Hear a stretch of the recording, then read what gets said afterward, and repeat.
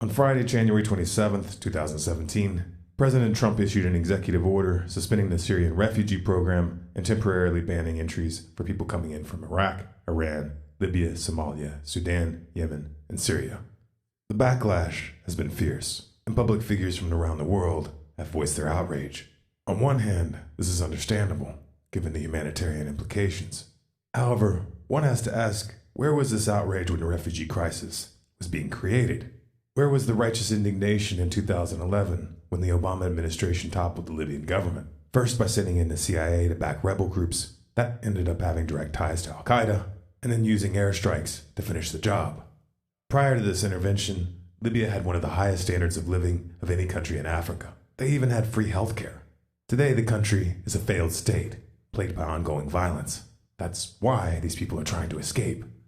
And where was the righteous indignation in 2012, when the U.S. began providing weapons, money, and training to rebel groups in Syria in an attempt to overthrow Assad? Even at the time, it was known that most of these weapons were ending up in the hands of jihadists. And it was no secret that these groups were committing horrific atrocities. Again, why do you think these people are trying to escape? And then there was Yemen, where the Obama administration quietly supported Saudi Arabia's bombing campaign for over a year, before finally getting their hands dirty and launching direct airstrikes in 2016. This warmongering continued till the very end.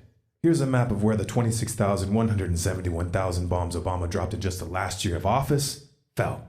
You know, it seems to me that the inhabitants of these countries would have preferred that you stand up against the wars that destroyed their homeland before and while it was happening, rather than take issue of where they are allowed to go in the aftermath. Just saying. None of this is a defense of Trump's order. It doesn't make any sense that Iran be included on the list, while Saudi Arabia, United Arab Emirates, and Egypt get a free pass, especially considering that Saudi Arabia is the most prolific purveyor of Wahhabi extremism in the world. Unless, of course, you look at this through a geopolitical lens, which brings us back to the real crux of the issue: war. After 8 years of covering for Obama's foreign policy, the left already has a credibility problem. And the current strategy of throwing temper tantrums at Trump's each and every turn, which started before he took office, isn't helping. Inside your echo chamber, you might feel like revolutionaries, but from the outside, your selective outrage reeks of hypocrisy and lowbrow partisanship. You're also burning through your ammunition before the battles that are really going to count, like another war or an expansion of police-state powers. Make no mistake, Trump is just getting warmed up. Break the echo chamber. Share this with someone who needs to hear it, or with someone you think might already get it. This video is Creative Commons.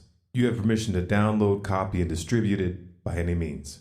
If you would like to support our work, you can donate at stormcloudsgathering.com/donate. You can find the transcript, sources, and original video at stormcloudsgathering.com at the link below.